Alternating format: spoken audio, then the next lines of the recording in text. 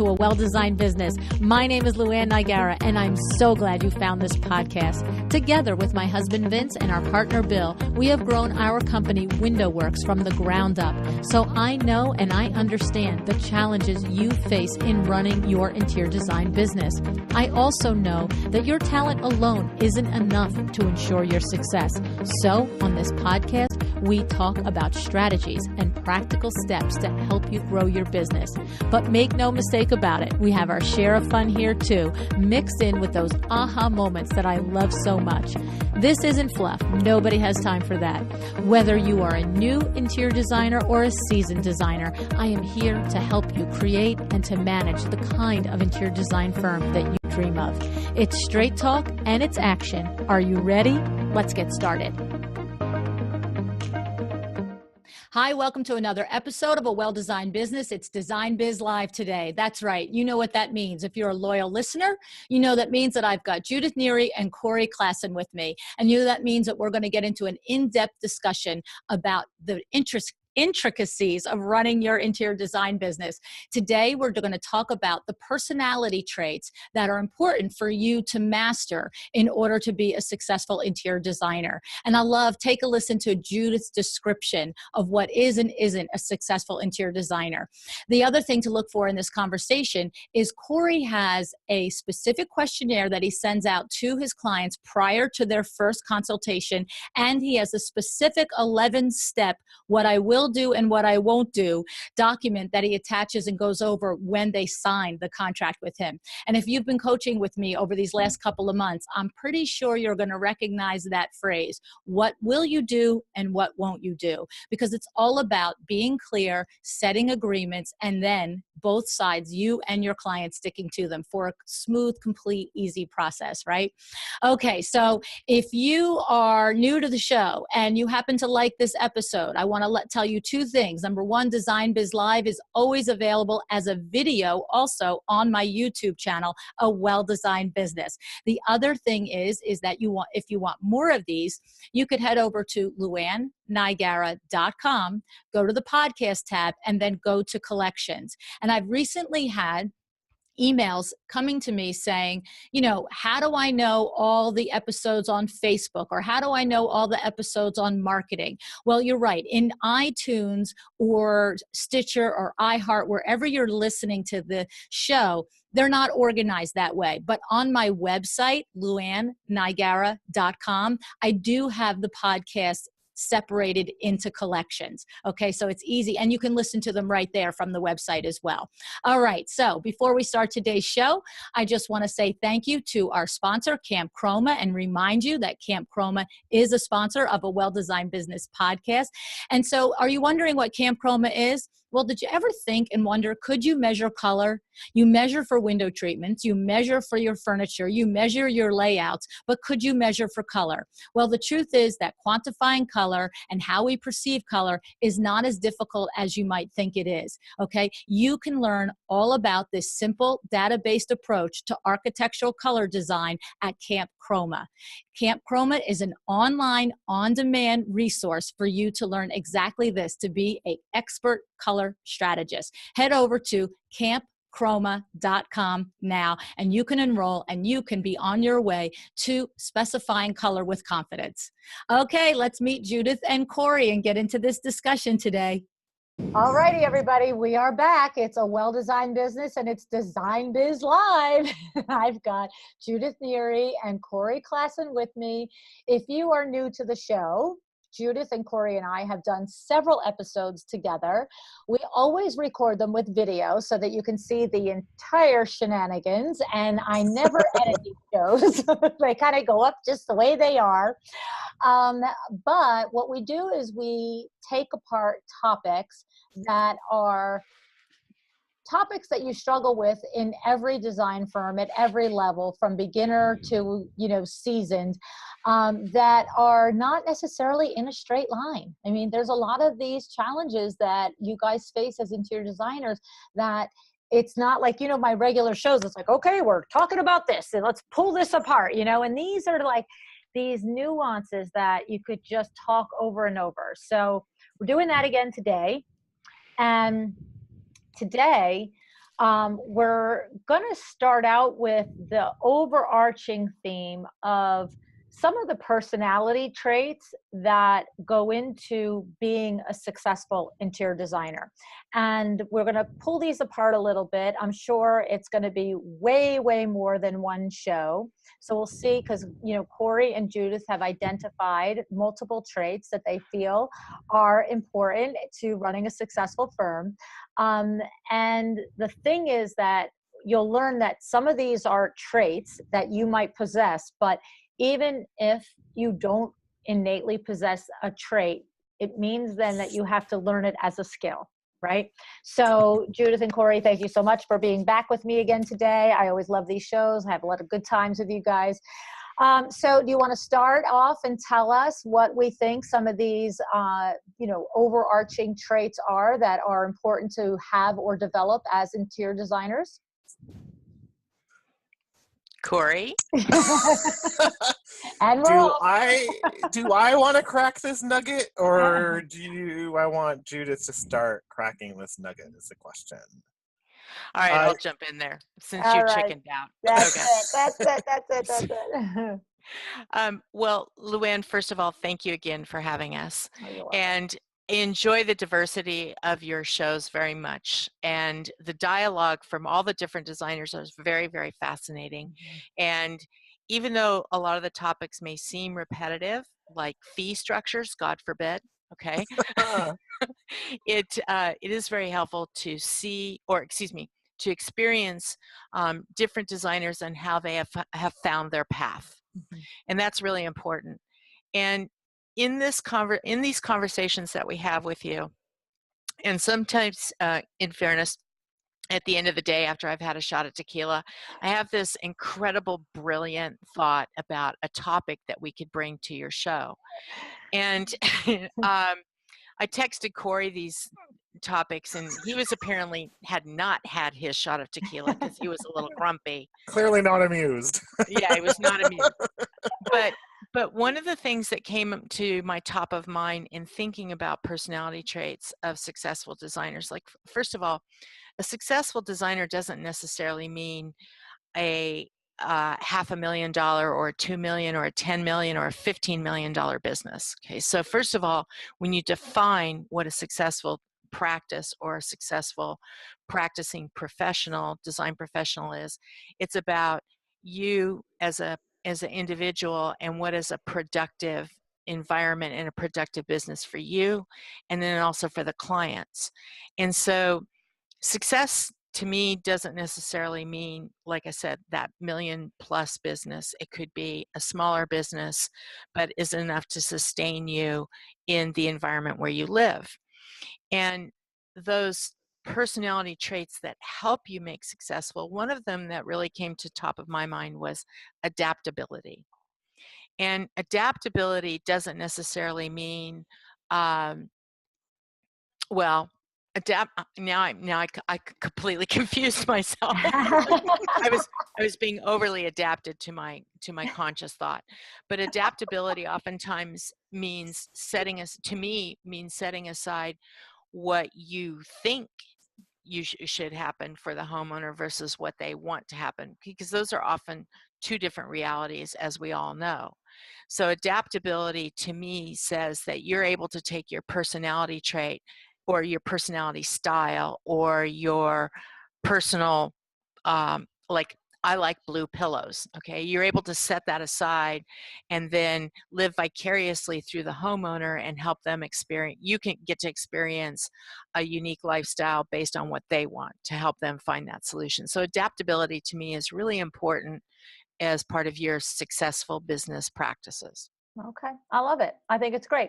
I mean, it's funny because in WindowWorks, I say it all the time. I just said it yesterday to a client. The reverse for me, I'm always aware that it's not about what I love. It's not about what I like. And so I was with a client yesterday and we were talking about our window treatment. And all of a sudden she said something to the effect of, I don't know, but that's not really a popular window treatment right now. I love them so much, but I probably shouldn't do them. And I just looked at her. I'm like, you know, Architectural Digest isn't coming. I got news for you. If you love them, we can do them. You know what I mean? Like, you know, she really wanted it, you know, and for me, as long as it fulfills function, and is the right solution, then that's where you have to be adaptable and be willing to say that this is really what's going to serve the client the most right now. So I like that. That's good.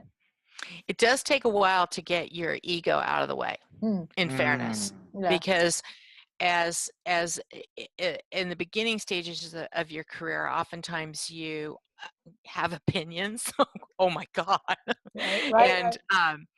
And so those opinions sometimes drive how you want the homeowner to make decisions. And that necessarily isn't a productive relationship, because in the end, the homeowner may not get what they want. Right. And so it does take a little bit of time to step out of yourself and not make it about you. And that is that adaptability. That is really an important personality trait to have. And I could see how it would be more difficult for you guys, because, I'm doing all window treatment. The whole thing isn't a reflection of my ability and my talent, where you guys are really coming in and putting together a whole room. What were you going to say, Corey? I don't remember, because apparently I'm in a little bit of a vortex today. My occupancy sensor keeps shutting my lights off, and Wi-Fi is dropping out. Anyway, so something's happening. I think when we look at adaptability, I think it is about being nimble. I would say I hate using that word. It's so gross. I think adaptability, as Judith identified, is understanding a little bit more about what your business is and being able to inject certain parts of pieces where they need to be kind of laid out, Right. rather than having a whole set plan and everything going to a certain structure. You need to be well, that's a whole different item. You need to be able to identify where you can inject your policies, your procedures, your flair, your personality, and find a solution. Well, Corey makes a good point about adaptability. So I was talking about adaptability in terms of a personality trait. Right. But at the same point, you need to make sure and have a business. I'm going to go back to it. The menu of your services, your zone of genius. Okay. If you've made a commitment to, this is what I'm good at, and this is what I'm going to do, and this is the value that I bring to a homeowner and the value that I bring to a project. If I adapt that zone of genius or my menu of services to accommodate a client that doesn't fit that, that's not good. That's not good. That's not the kind of adaptability we're talking about. No. And I think if anybody who's listening to this or watching this right now hasn't gone to our first Design Biz Live and done the skills assessment checklists, right, it's time to get on that. Yeah, and I'll put the link to it in the show notes for this episode too. You have this skills self-assessment checklist, right?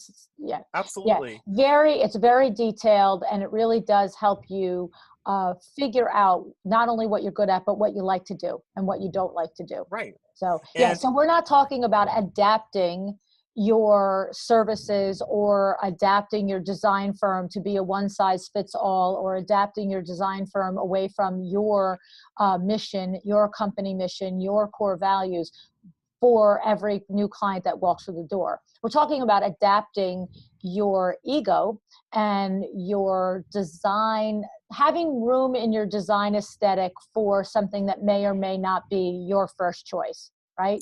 And I think there's a lot to be said about adapting yourself, because, and Judith and I were talking about this earlier, and our business is really, we're 100% customized. Even if we're using something stock, it's still a customized solution, or applying a solution to a particular need or requirement.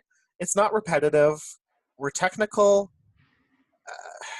and creative. We're highly creative. Mm-hmm. So adaptability really helps you use those four traits a little bit more strongly.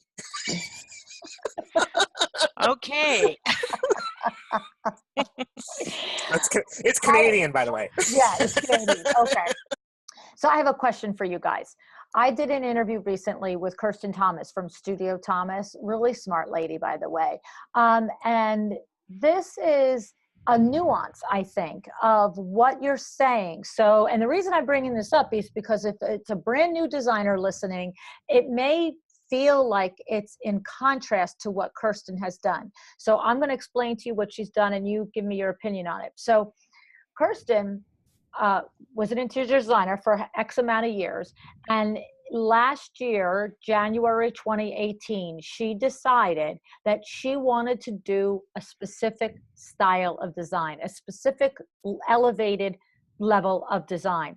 And what she did, among other things, is she has over 16 or 17,000 followers on Instagram, and she completely wiped out her Instagram account, all pictures, and started over again and only started showing portfolio pictures of the design that she wanted to do, the style. So I don't know what the style's called. I mean, let's just call it, I don't know, California Breezy. I have no idea what it's called. Okay. But the point is that it's very elevated. It's very stylish. It's gorgeous. But the thing is that when she did that in the last 4 or 5 months, her business has skyrocketed. Okay. And what she says is, this is the part that I'm questioning.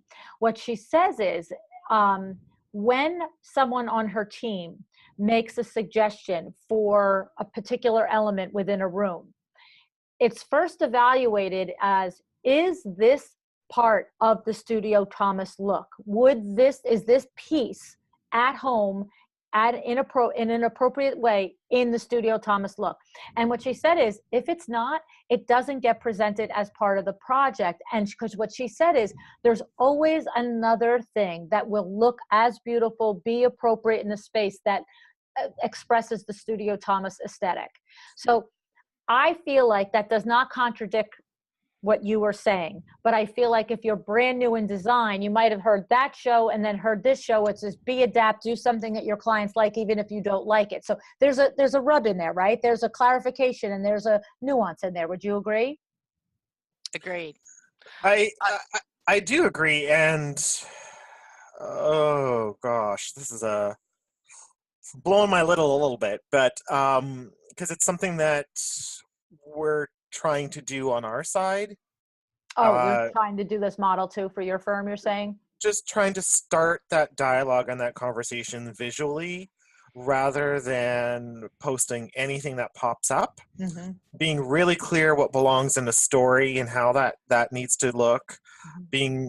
I don't really subscribe to all the follower, get followers. I don't think that's the right. I've always believed in depth and not width. Right. As far as social media goes. But you're talking about a specific style for a designer to narrow in on or pinpoint, and I think that is a skill that you can bring to the table. It is a attraction for a client, and if they don't fall in that category, that's not going to be a job for you.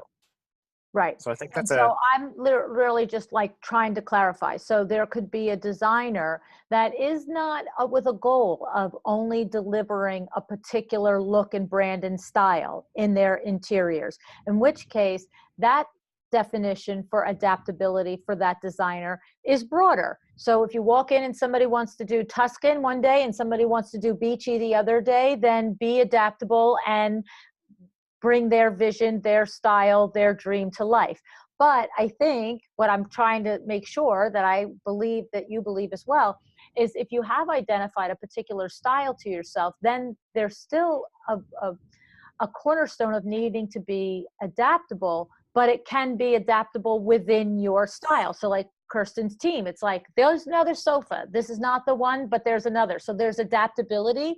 But and I was just clarifying, because the broad definition is a little too broad, I think. Well, I find it very interesting because what she's done is she has found her zone of genius. Right. Okay. That's her sweet spot. Right. For her business, for her clients. People come to her for that very, very specific look. Right. That's a very powerful success story all by itself. Mm-hmm. I have a friend who worked with for many years in the industry, and I would joke with her over and over again. I'm like, good Lord, you do beige really well. And that is her signature style. She's all over Houzz for how she does beige. Today, the clients that come to her, they're like, you do beige. This is what I want. That's the look. I mean, that is her zone of genius. She's really good at it. Now, could she do weird like I do weird?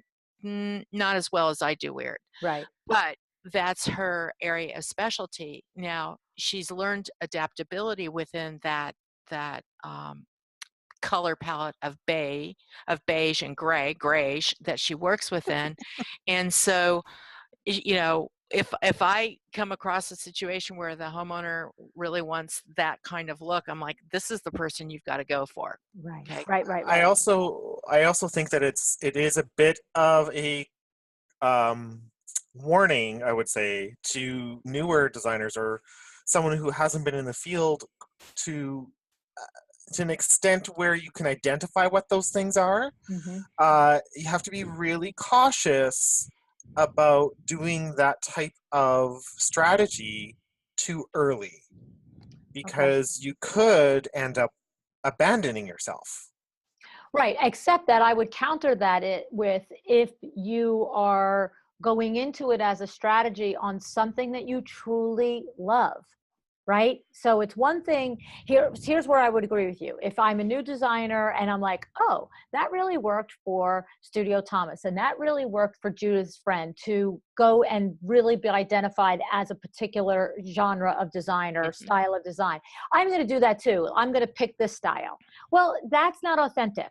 You see, coming to it from an outside reason and it not really having a passion for that style of design. But I think that even if you are brand new and you have a passion for a particular style of interior design, then I say, what better time than when you start your firm to just put that into the media, put that into the marketing, take those projects on, and establish yourself as the person in your area for that genre. Now, if you're brand spanking new and you got some bills that you have to pay, it might mean that one day of the week you take a project that's not that style, and the other day of the week you take the ones that are. But I think it means that you don't put the ones that aren't that style out to the public. They don't go on the website. They don't go in the social media. I agree. You agree? Yeah. Yeah. I agree. If you're trying to make a name for yourself, be selective. Even and when you say make a name for yourself, we don't even necessarily mean like Candace Olsen make a name for ourselves. We just mean make a name for ourselves in our little pond, known as the man or woman who does this sort of design. XYZ. That's right. Okay. Yeah. Okay. So I love it. All right. What other do you want to know? need? Yeah. So I was going to try. I'm trying so hard not to say so. I don't know why. It's your New Year resolution, right? Yeah, whatever. Another personality trait that I think is really important is to learn conflict, how to manage conflict, and also how to manage resolution. So conflict and resolution sometimes are used together in the same language, like conflict resolution, right? But I think there's two elements here. You have to learn how to navigate conflict, and then you also have to learn how to navigate or provide resolution. And sometimes those are conflicts may be of a technical nature. Oh, God forbid, some plumbing issue happened on a job site, okay? Or it may be an issue of conflict that has to do with the homeowner and their behavior. Right. Okay.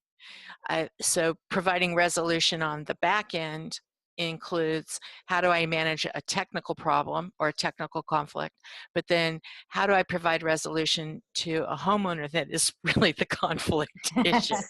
Okay. Not as easy. Not as right? easy. Not as easy.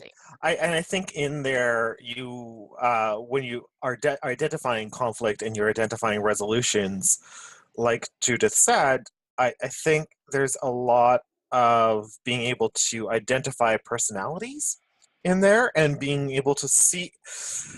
I'm going to say something. I train my team to manipulate situations to suit our needs. Oh, hello. Whoa. It's just, how are we going to get work done? Right? That's a separate podcast. Right. But when we have a conflict, we're able to, if we can identify what that is, we're able to find the resolution that's going to get us to the quickest, easiest, most likely answer, Right. without saying, well, you have about 5 different options here. No. Right. One. Right. This is our strong recommendation. This is what we recommend. Right. And that's interesting because also, Judith, you mentioned that plumbing issue on site, and in Canada, we kind of have to step off that soapbox a lot of the times and let the contractor resolve that issue. We can't say a thing. So, I mean, you can say a thing, you can put it in your report, but I don't think we have the right to suggest a resolution to a non-design issue. So I want to go back. Right?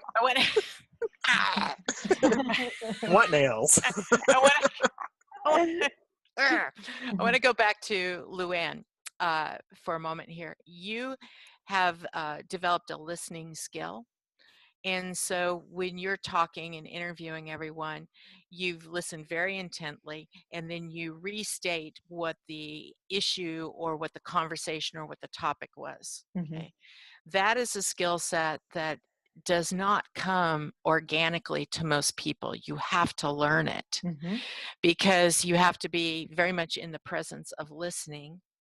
And then you have to be in the presence of almost have a dual thought process going, where you're listening, but you're also trying to work a solution or a response. And that's not a skill that's really inherently taught anywhere today. No, Okay. I came by it because I've been such a student of the sales process my whole life. And it is, look, to what we're talking about, it is, critical in having, when you're in conflict, to exercise that skill, and it's critical in resolution to exercise that skill, but it's also germane to being a successful salesperson. And look, as interior designers, you're salespeople. You are a salesperson first, and so you cannot design a single floor plan until you have sold that project.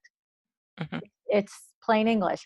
And so for me, it is a skill set that I have developed. And I would tell you is that it was not innate to my nature. I haven't said it so much on my podcast, but I've been interviewed on a lot of other podcasts where people ask me about me, right?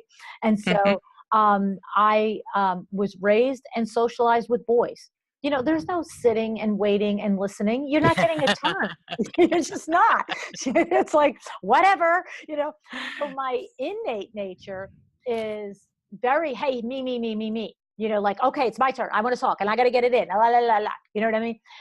But by the way, in my regular family dynamic, when I'm sitting around with all of my 8 grown children, they're my kids and their people. Yeah, I'm not sitting there going, oh, well, I'll wait 90 minutes for my turn to talk.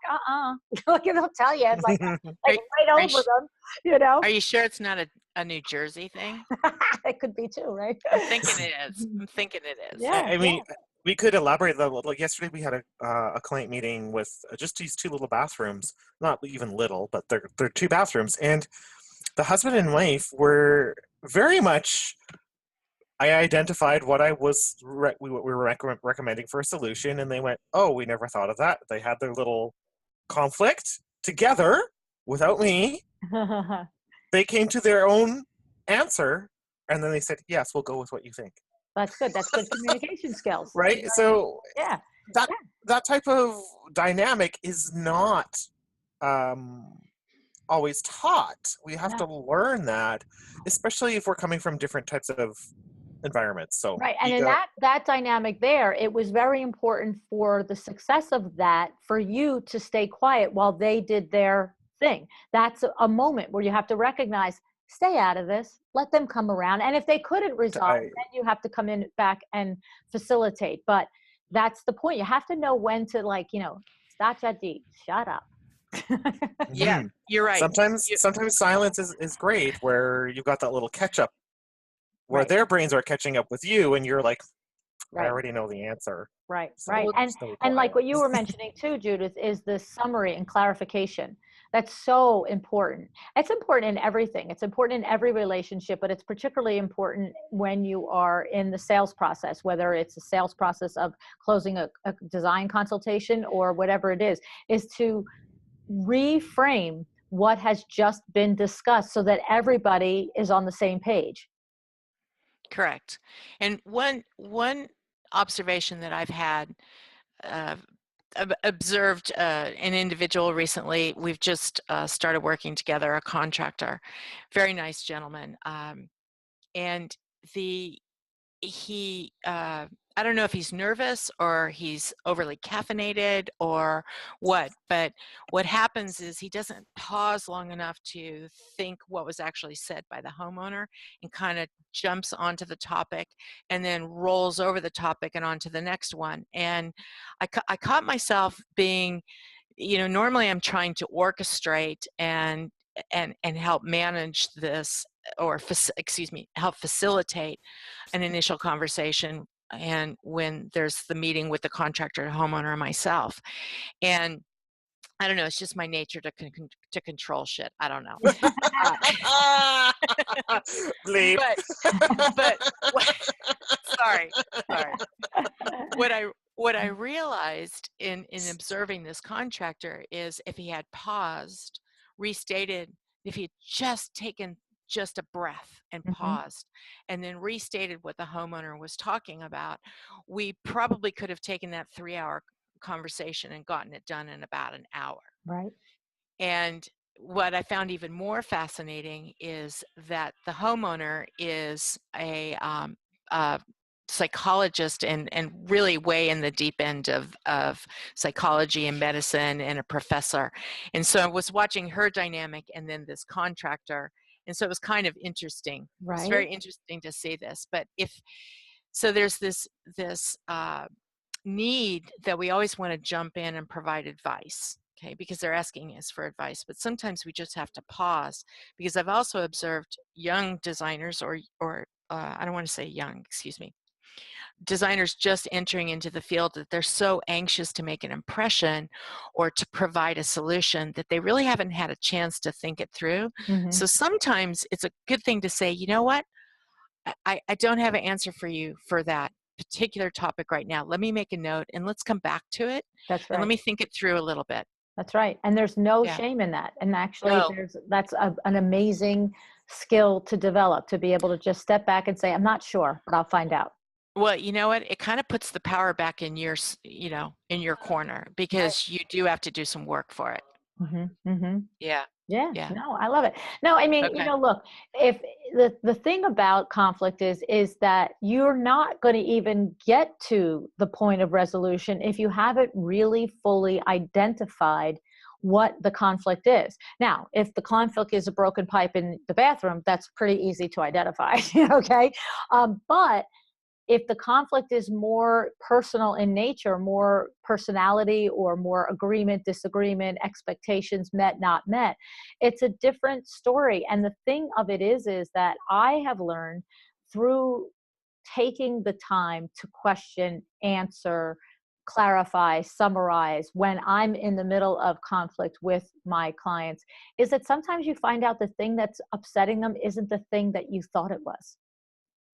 And sometimes the thing that's upsetting them is like, oh, well, I can fix that. You know what I mean?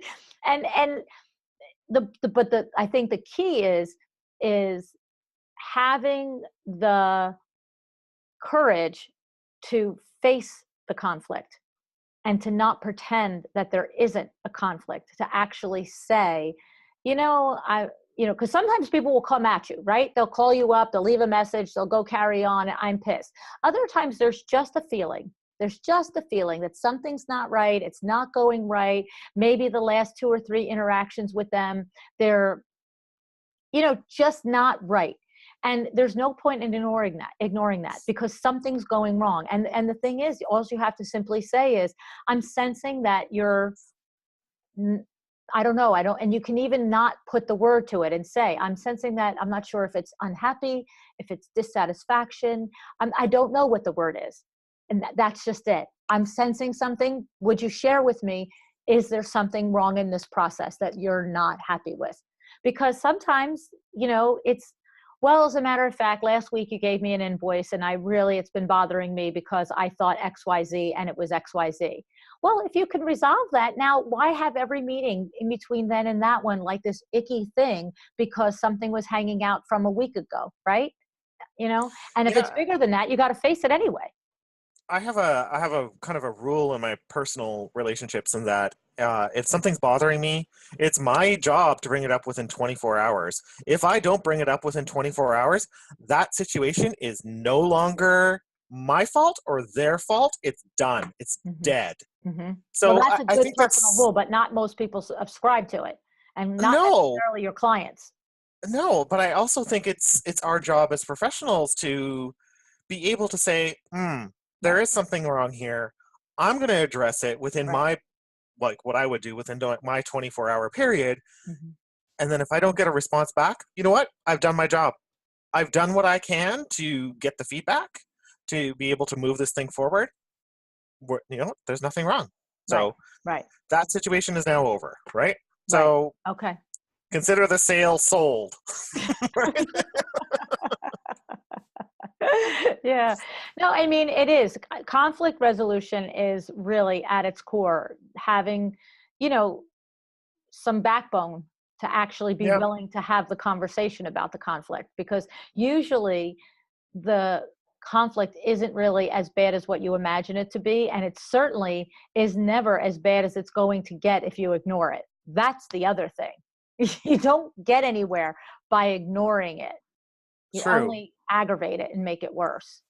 What I wanted to mention about conflict and armoring up, and it really this came about from a situation where I had and I may have mentioned it on a previous podcast, where I had a homeowner, and it was a bit of a scramble, and because they came in early, and it was one of the initial meetings, and I just had a little, when we were finished, my inner dialogue is, oh, this is going to get a little weird.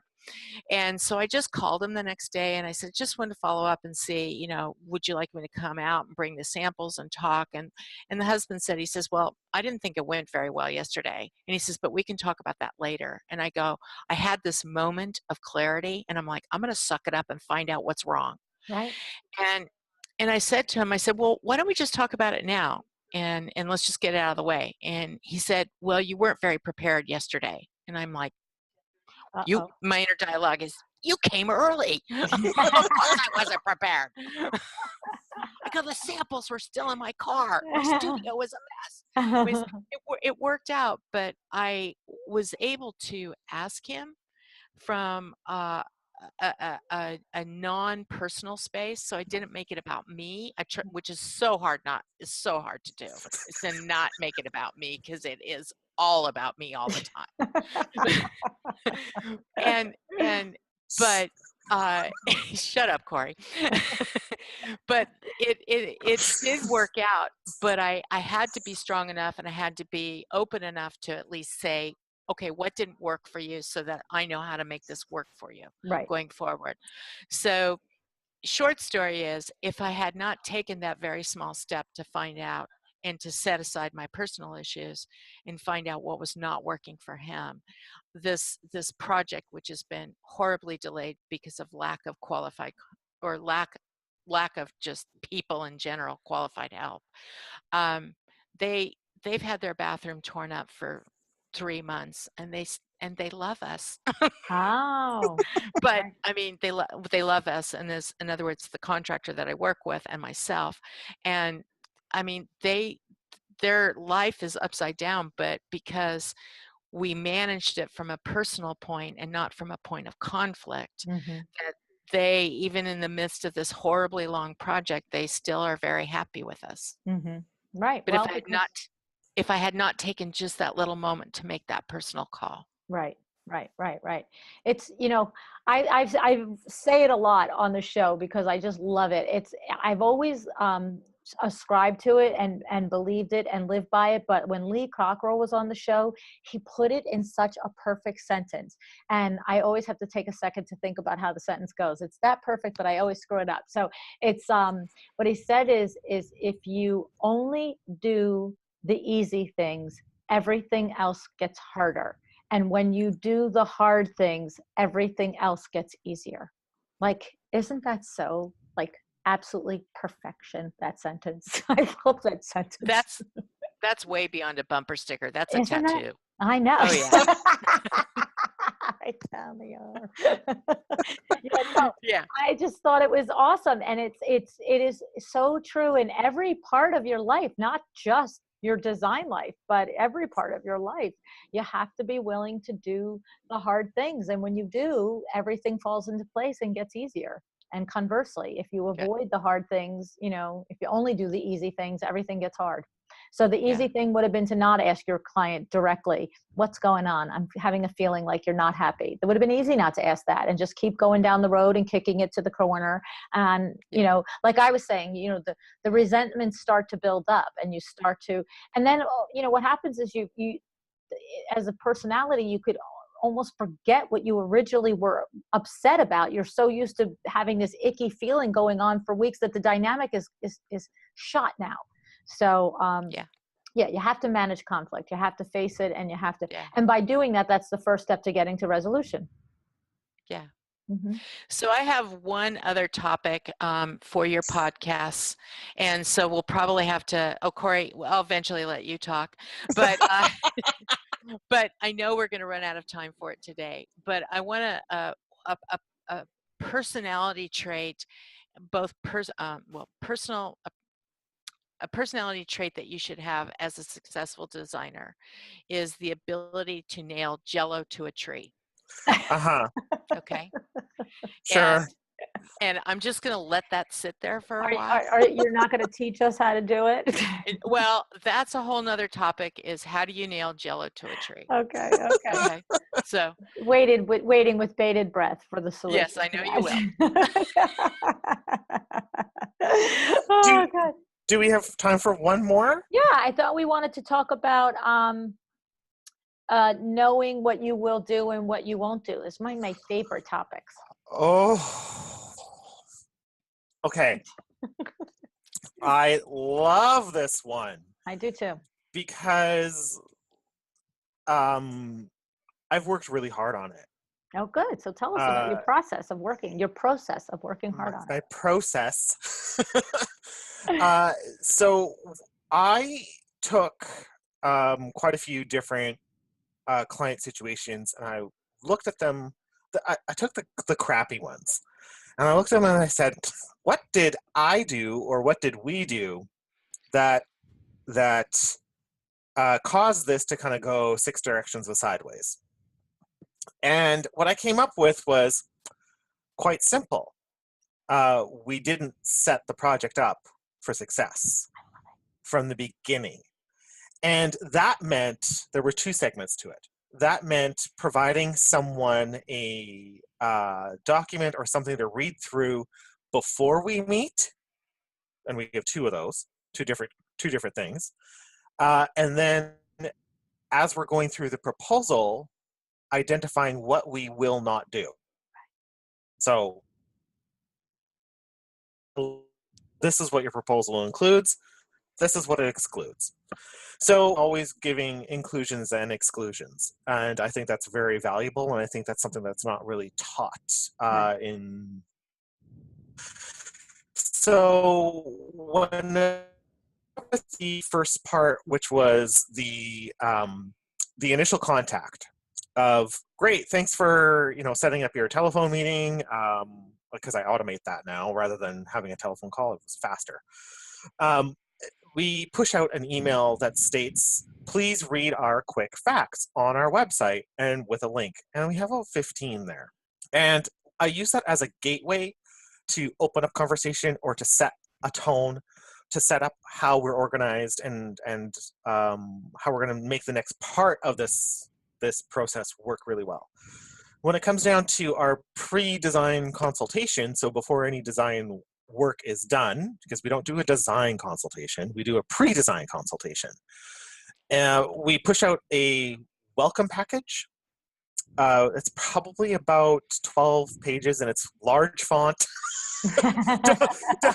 don't get scared. It's large font. Easy reading. Yeah, and with graphics and images in there and little things, little tricks, like how are decisions going to be made? Who makes the decisions? How are product selections going to happen? Who buys the products? I'm giving you this information ahead of time because I don't want it to be a thing. Right. It's not going to be a thing. So, and how do we handle an issue with a contractor, or what do the contractors need to provide you with? When's the right time to engage them? Those types of things. They come with, that's not something we freely give away. They have to buy the consultation first. It automatically gets sent to them. Then we go on the consultation and say, so did you read our welcome package? And did you have any questions? No, I have it right here. Exactly. And then, great, thank you. Tomorrow you're going to get an email, and our proposal software is going to say, book your meeting with us for your proposal, and you can do so at any time. We'll have your proposal ready within the next 24 hours. And at that meeting, we go through it. We reinforce the decision-making process. We reinforce that client creative contractor situation. We reinforce what we will do, and then we have a list of exclusions. Okay. And there's 11 of them. I have them on my screen over here, which is why you see me looking over there. There's 11. 11 things that you will not do. Okay. So are these, what are these things? Are these like for Judith, it's like you're not picking pillows. Is that one of them? I'm not picking rugs. That's no. That's story. No, I refused. The services not provided include no finger pointing, no arguing, and no plumbing valve selection. Won't do. Those are the 3 things I will not do. Okay. I will not pick plumbing valves. Okay. Somebody else has to pick the plumbing valves. Yes. Okay. So, and should we go through some of the 11? Yeah. But I want to just recap for a second, make sure I understand. So what you're saying is that when someone first calls Corey Classen Interiors, that call gets answered by a receptionist. And if a client wants to take the next step to have a phone call with Corey, that goes to an automated, that goes to Acuity probably. They get an Acuity link, and then they can schedule a call with Corey. It's embedded on my website. All you have to do is go to contact us. It's the big thing right there. The telephone number and the email address are buried way down at the bottom. Okay. It's a sales process, right? It's a sales technique. Right. I want the telephone meeting. I don't want to have a conversation about it. I don't want to try to find a time for it. I want you to book it, answer my 15 questions, then we're going to talk about it. Okay, so that's the thing. So the idea is for a potential client to book a phone call with Corey, and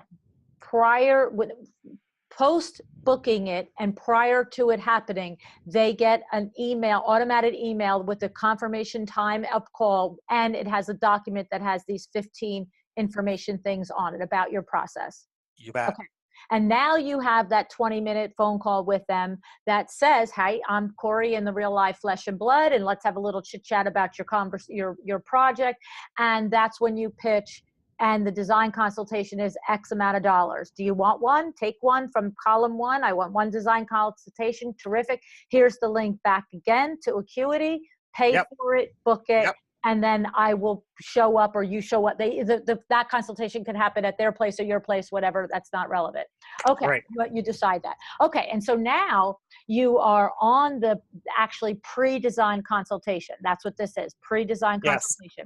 So let's just say this pre-design consultation is happening at their location. So you're assessing, you're seeing what they want, you're understanding, you're asking questions, you're not giving design advice. Am I correct? No, we're completing our questionnaire, which is that many pages. Okay, so you've given that to them before you've arrived, and now when you get Yep. there, you go through it with them and say, Yep. "Let's go. Let me see your answers." Or if you never Yep. looked at it until this minute, okay. Yep. Then you leave. You tell Yep. them. You tell them if you want to take the next step and have us be the firm that does your project. Book a They have proposal. they have to, because they're not going to get a design plan unless they now do the next money. So the next money, you don't know what the next money part is yet. So, but they have to commit to wanting to know what that is. And then what happens? They commit to saying, I want it. And then you design it. And then you say, okay, I've got it designed. It's $5,000. I've got it designed. It's $10,000. Pay me. Okay. That's the great No. part. What happens there? No, you book the proposal, you get an acceptance for the proposal, you sign the contract, you pay me the money, then we do the design. And where do you figure out how much you're charging? Because wouldn't each project have a different fee for that proposal, or no? Oh yeah. Yeah, right? Because somebody wants a bathroom and somebody wants a whole house. Yeah, we use a formula Okay. based upon square footage because it's the easier, tangible way to measure a space. And then we have a factor of complexity. So it's a simple design, it's a complex design, it's advanced, and it's highly specialized. So those add different values in there. But that You gets us the forgot fee. you've forgotten the factor for the homeowner, the pain factor. Right. That's what I'm calling the complexity. Yeah. Okay. A Ooh. very complex design dilemma. We have a PIDA, right? Which Right. is highly complex. Yes. Right. Okay, so let me now go back again. So now you've had your pre-design consultation. Yes. You say to them, I would love for us to work together. If you want us to work together, hit this link and this will give you, once you hit that link, then you're going to get emailed back the proposal. When you pay me for, go ahead. No, we don't do proposals via email ever. Okay. They're always in person. Okay. Always. And they have to book that meeting. So that's what that email link does, is allows them to book that meeting. Okay. And the reason, I'll backfill in a minute why we do that, because there was a strategy there. But in that proposal is where we go through the exclusions. Okay.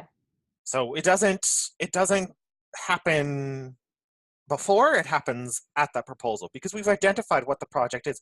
We've basically created a design program.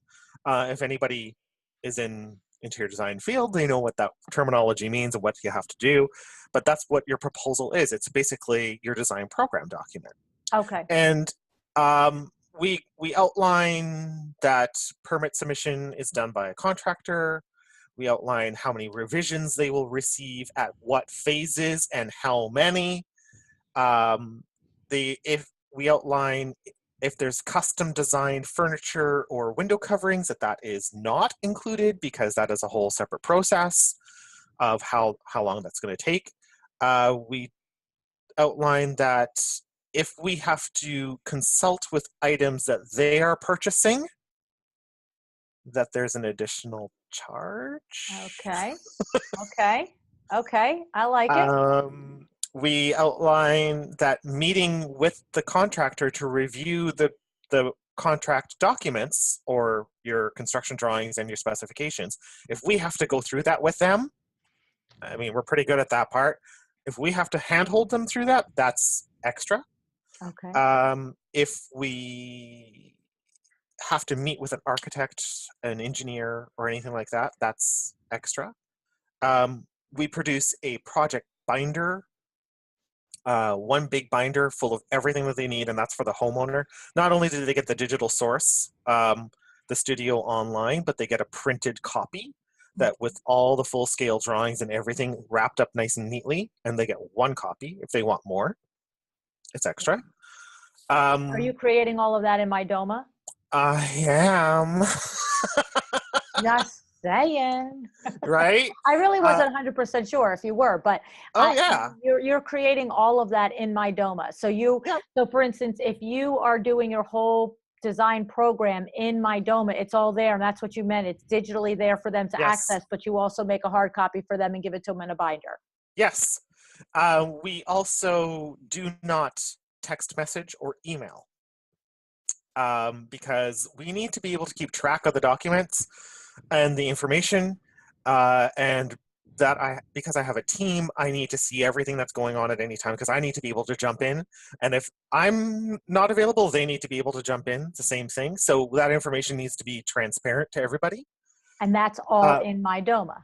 It's all in Mydoma. That's my favorite part about Mydoma, by the way. We don't get resistance when we explain Why? that we don't get a resistance when we explain that the information stays all together. It's not going to be another item in another email that we have to go and try and find, and we missed that part because it wasn't re-emphasized. And we use it like, you can use it like a chat function, or you can use it as an email function, whatever you like. Yeah, so what you're describing is not that you're not taking digital communication from a client. It's that you won't take it outside of their project that lives in the Mydoma Studio platform. So if they want to change something, ask something, a contractor wants to change something, ask something, you want to. And that was the moment when I first met Sarah Daniele, the CEO of Mydoma, and interviewed her for the show going back 2.5 years ago. That was the moment that I fell in love with Sarah and her platform, because I struggle with that as a vendor. I struggle with that on a regular basis. If I just told you the trail that I had to go through yesterday for an interior designer's project that's been going on for 4 months, when I tell you how far from reality what the purchase order is for that project to what's actually being delivered, it's a joke. And of course, what happens is I'm privy to all the information, but Billy, my partner, the installer, is going to be, in some high rise on Park Avenue next week installing this. And the purchase order is, there's 19 emails going. I mean, literally as blatant as this is that the living room draperies are specified on the purchase order as 2 pairs of blackout line draperies installed to HVAC units. When I tell you, do you know what the final iteration is? 2 one-way drapes, ripple fold, sheer, online, installed to the floor. Like, that's different. That's not your purchase order anymore. Have I gotten a single revision? Have I gotten one? No. Here's how I've gotten it. There is a message pad note with one thing. There's an email with another thing. And that's why I love what you're describing, that you require your client to communicate in there, and you require everybody, because that is how you avoid conflict and have to come to resolution, for crying out loud. And I think I can better explain this when I say, before we switched over to using Mydoma exclusively for everything, that we had a project, and I counted the number of emails, and we were at 395. Whoa. For a project. And no wonder I missed the light fixture. Like, give me a break. It's the truth. It's so true. So, okay. So we sidetracked there because like I said, I just love that. I think it just does so much to be increasing efficiency. We actually just talked about 2 separate things, right? We talked about expectations, setting expectations up front, and then we talked about organization. So definitely. Which is kind of what setting expectations is. Yeah. And I know I'm beating a dead horse, but I often feel like if I don't get it, that there might be one person that doesn't get it either. So I have to ask you this part one more time. Yeah, bad. I'm not getting is, and see, sometimes it's because I'm not a designer that I don't get it, and other times it's because it wasn't clear. So I never, know. But what I'm not sure is, after the pre-design meeting. Yes. The next step is for them to accept your design proposal and pay you. Yes. Okay? But what I'm not clear on is to what level what kind of work are you doing from pre-design, that in between, to design proposal? Are you putting in 1 hour? Are you designing the whole thing? You're putting in 5 hours? What are you doing there? Because I understand you don't have money yet. So you had consultation money, but you don't have money yet. So how much work are you doing, and how are you getting compensated because I know you have to do a certain amount in order to get the project, but what the consultation fee is doing is it's covering the costs of doing the pre-design phase. So we're not making money off of it. It's covering the costs. So in your mind, it's covering the cost of having that meeting and the follow-up work that you're going to do in order to be prepared for the next meeting. it's covering the telephone meeting first, then it's covering the travel to the consultation, the actual consultation, the travel back, writing all my notes, scanning everything in, doing the admin work, and then sitting down and actually writing the proposal. Now, I've probably written 800 or 900 proposals in my career. So you're not going to stress So over it and take I'm 100 not- years to do it. No, because I usually say I need 4 paragraphs and this is what they need to say and this is how I structure it. I'm pretty good at doing that part. But it does, for a new designer, it probably is going to take about 20 to 30 hours. But you have to be careful what you're going to charge there. You should not be charging always 20 to 30 hours for that work. But we charge, I can tell you, we charge $500 plus tax, and that covers my costs over that period. So our operational costs with everybody's pay included and everything like that is Right. about 38 to 48 an hour. Okay. So that gives me the number of hours to Okay. complete that work. And I don't always expect to get the job. This is just a cost of doing business. Sometimes you have to put in a little bit more work to Right. get the client, right?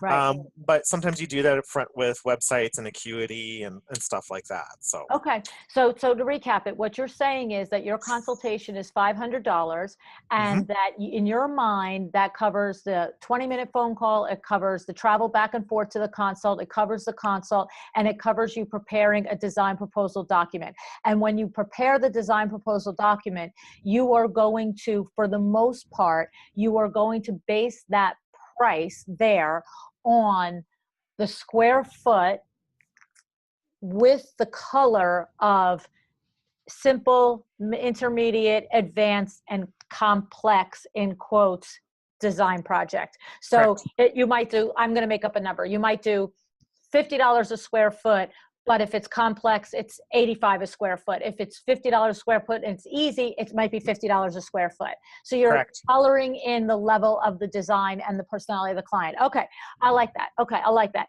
And then though, what I love about this is that you see, as a new designer, you can't just take that information and be done there, because you then have the list of the 9,000 things that are included or not included. So part of the inclusion is you get a document, a hard copy document, as simple as this. You get a hard copy document of your entire project when it's done, but you say you get one. So it's not like every person is like, oh, they take it for granted. I got one, I lost it. I want another one. You're not telling them the 15th time, oh my God, stop losing it, you crazy person. It cost me money. You're telling them, because on the page after the exclusions, I have the list of additional services. Yeah. And how much they cost. I love that. Okay. I love that. So, but Judith's process is going to be totally different. No, I know hers is different. But the thing is, what I like is that in the coaching with interior designers that I've been doing is that I recognize that one of the biggest stick points for designers is to avoid being taken advantage of by clients who want extra. You know, what the designer determines is extra services. But what I keep expressing is, have you expressed what is included in your services? Because until you tell them, nothing is extra to them. They don't know what's extra. You can't blame them. You didn't say only these 5 things were included. That's an extra. And the reason why we need to know this is because we're used to going to McDonald's and ordering off a menu and knowing what the add-ons are. That's right. Well, look, it's the same thing. It's money. Exactly. I love it. It's what you do and what you won't do. Yes, Judith. Well, since you all have this nailed down really well, I have to go down the highway because I have a homeowner that's abusing my privileges. I need to go take care of an installation. Yeah. Jello and tree. Yeah. Yeah. I need to go nail some Jello to a tree. Okay.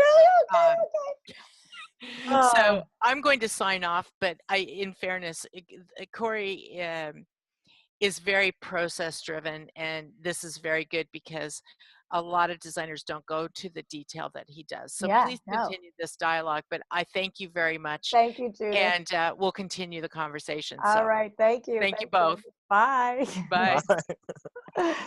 But we scared her. I know we did. We totally scared her and we left her out too long. That stinks. But you know what we were talking about there with you, I know is the system is not shared by her firm, but I have to say, you know, Judith is, look, first of all, let's understand something.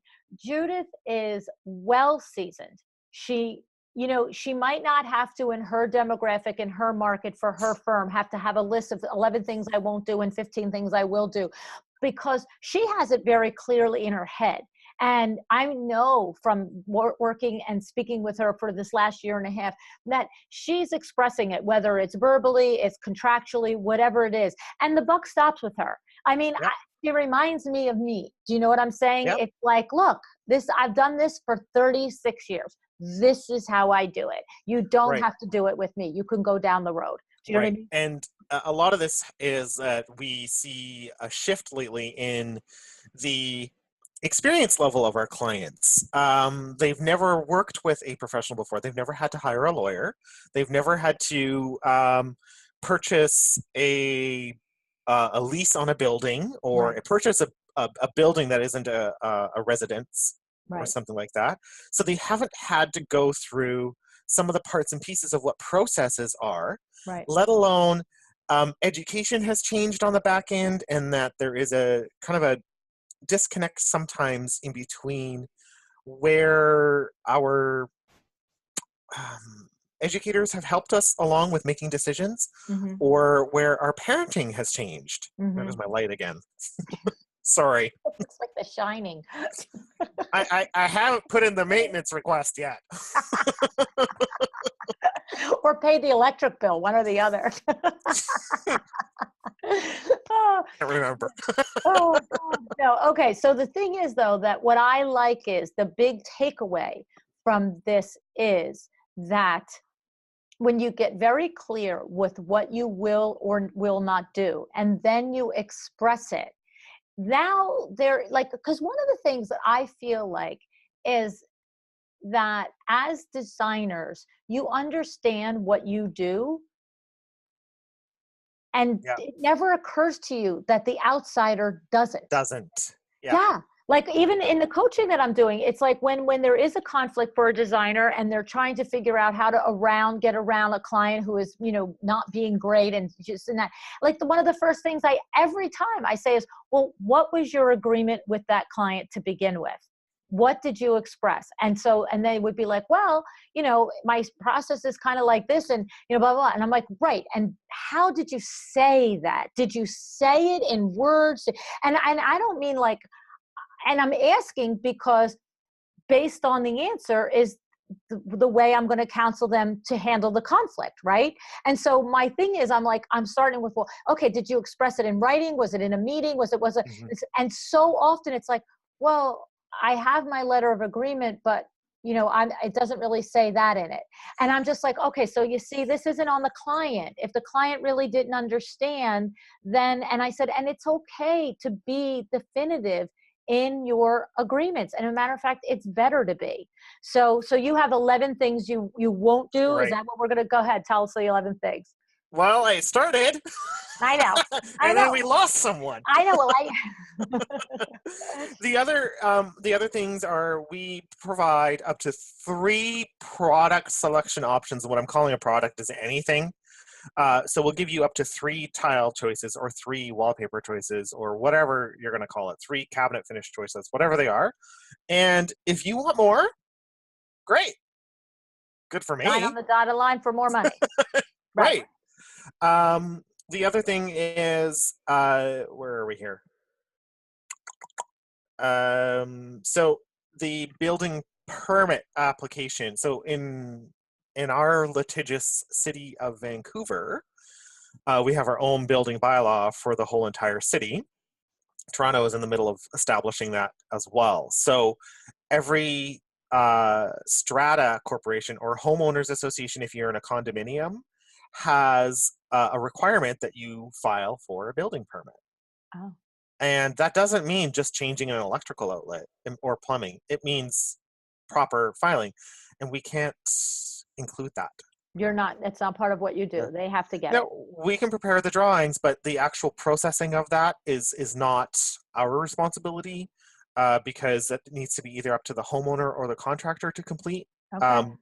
We will vet that plan with our authority having jurisdiction, which One means thing that I like about it is like, see, this is exactly what I'm trying to say. For an uneducated consumer who's never been through an interior design project prior, and uh-huh, let's take Canada, Vancouver specifically, for example, you as a Vancouver experienced interior designer know and understand that you cannot do that process, that it's legally not proper for you to do. But you see, this is exactly the type of thing that I'm finding is that whether it's that process or a different process, because you innately know it doesn't mean that your client does. So how many times have you said that to a client and they're like, oh, well, can't you just do it? And you're like, I'm legally not allowed to.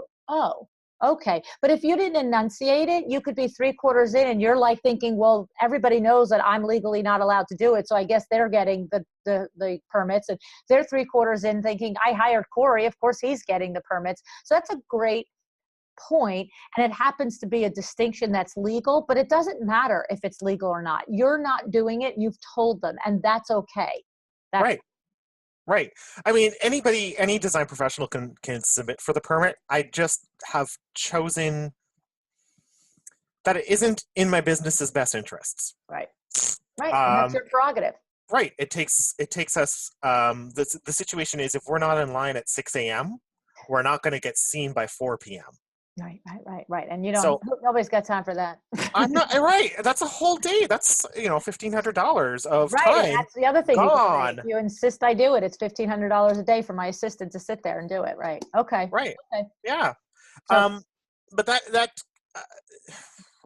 I don't want to pull on this thread too hard.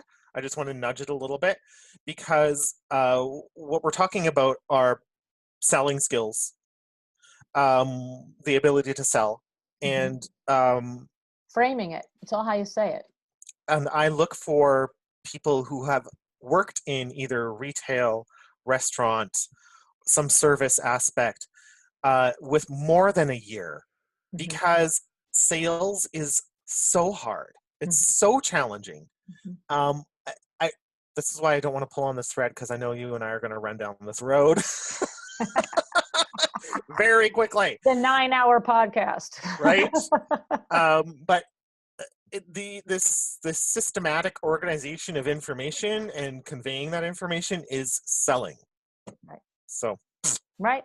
No, it's true. I agree. So I love it. I think that, you know, the bottom line on it is that it's what we said, know what you will do and what you won't do. Have mhm, no fear of writing a list of what you will do on a project. Have no fear of actually having the list of what you won't do.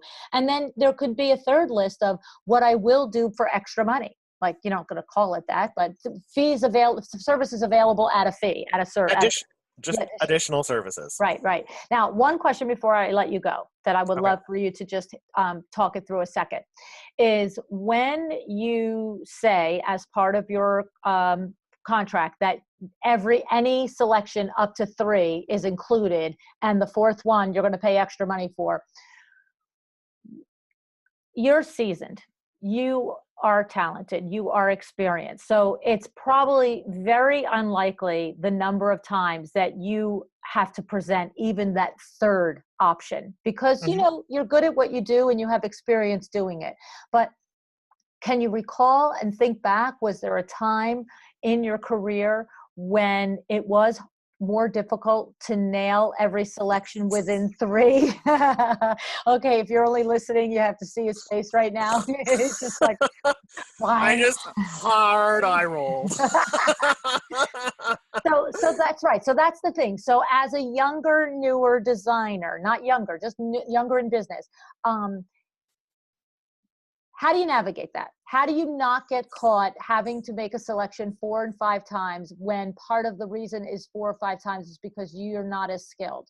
Or where am I at with that? Well, that's a really, It's hard, right? yeah, because I have to roll back into Yeah.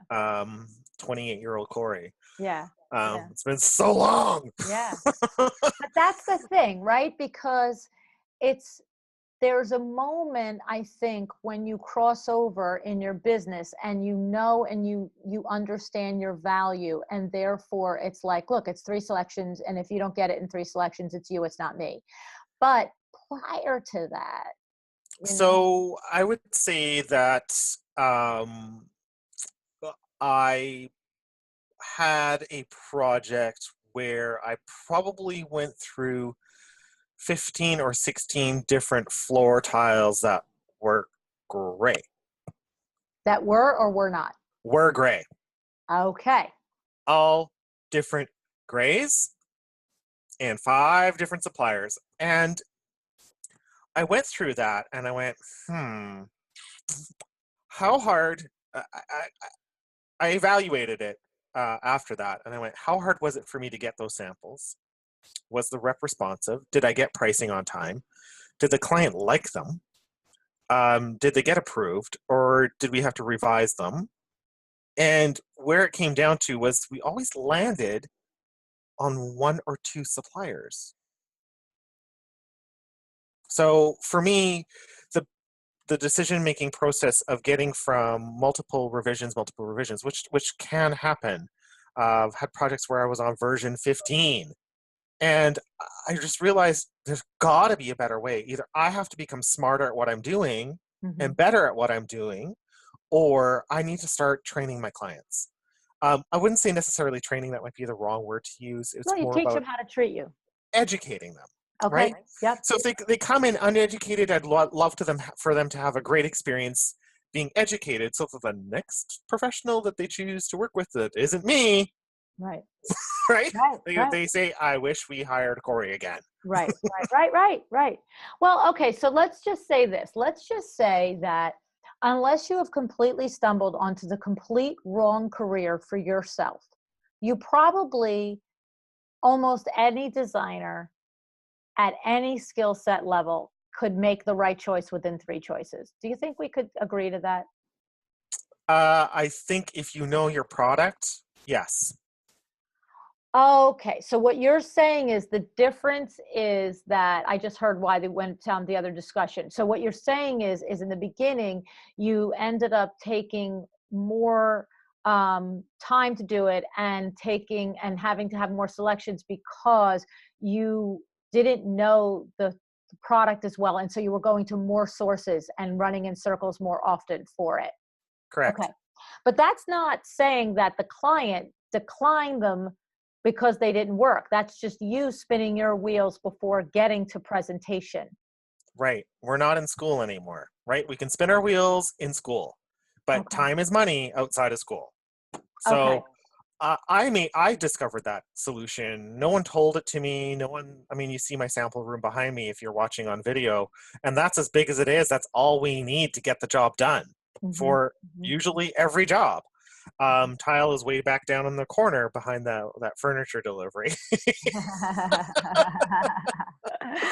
But we have select tile suppliers that we will work with because we know we can get responses on time, on budget. They're going to reply to our emails, and we're going to get answers. Okay. The other ones, we just kind of went, this is such a waste of time.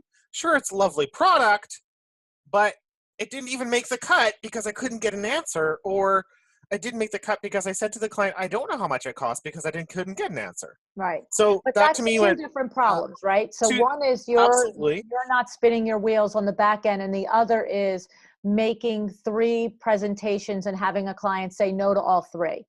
Right, which still can happen. Not going to lie. Right. Which means if it does happen now, it's not the client's fault. At this stage, it's mine. But see, that's what's interesting. Meanwhile, you have it set up that the client pays. Correct. Which I'm fine with, by the way. But I mean, I'm just saying that. Right. It's more of a protection. It is a policy, right, that we write into our agreement. But we have a way of tracking that, and sometimes it's really just because they're like, I kind of don't really like it. I'd like to see another option, maybe. Like, okay, so stop. Why do you need to see another option? What is it about this one that you don't like? Let me understand that, because I may give you a grace period of 1, But after that, you're definitely going to get a bill. Right. Okay. And I like that because you know what? Because you've said at the fourth selection you're going to charge, doesn't mean you have to, right? No, Right. you don't. And I would say that you could base it on a per individual situation basis. If you genuinely ascertain that you have not heard the client clearly, you have not communicated yourself clearly with the vision, and you really know that this is not a case of being difficult, that really haven't reached the right selection, then you could say, okay, I'm going to reselect one more time based on the clarity of this conversation, XYZ, I'm not going to send you a bill, but I'm so clear, and I've just repeated to you what you're looking for, that if it's not this time, then we're going to go back to my contract and charge for more. And of course, this isn't happening on 90 items. It's happening maybe on 1 or 2 items here and there. Okay. Right. I just wanted to have the discussion about that because it's one thing when you are seasoned and many years designing and can get your system for selection down to a few choice vendors for every product category. You can do it efficiently. You have a long history of having communication and understanding how to read a client, and you can produce it usually probably 99% of the time within 1 or 2 choices, let alone 3. But the new designer listening is like, how do I do that? And I still say for the new designer to put it in the contract, because here's the thing. Even if it takes you longer than it takes Corey to do it, and even if it really does take 10 items out of 100 in a project takes to getting to the 3rd selection, instead of Corey, what might be 1 item out of 100 that it takes to the 3rd selection. The fact is that if you say it in your contract ahead of time, 3 selections, and then the next one gets a charge, that will eliminate all of the clients who won't take the time to have the conversation to the point of clarity. They're going to be all about, well, I really want to make sure you understand what kind of sofa I want. It has to be sleeper sofa. It has to be, as opposed to just taking for granted, oh, I forgot to tell you it needs to be a sleeper sofa, or I forgot to tell you I have a dog, you know what I mean? Blah, blah, blah, whatever. And sometimes what we can do to avoid that 1, 2, 3 scenario happening pretty quickly is we can call out some bad options and provide 5 in a meeting and say, this is kind of where we're going. I need some direction from you. Okay. So now we got down to 1, and then if later on down the road they're like, I want to change it. We're like, right. You went back to an option I showed you, which is my own fault, right? So. Oh my God. It's so much. It's so much. All right. I think we did a good job today, I have to say. This was hard. It always is. It's always hard. I'm hungry. All righty. Well, Corey, this whole, personality traits for successful interior designers, you have to be adaptable. And that means a lot of different things. So you have to be adaptable in your definition of adaptability. Right. You have to know how flexible you want to be with your adaptability. That's right. That's the first thing. The second thing is that we wanted to say that we have to know and learn how to manage conflict and get to resolution. And that comes from asking questions, clarifying, listening, paying attention, re-summarizing, and getting to where we want to be. And then, of course, the last thing was, having your knowing what you will do and what you won't do, and then putting it together in your documents. So I love it. I love it. I love it. I love it. Thank you.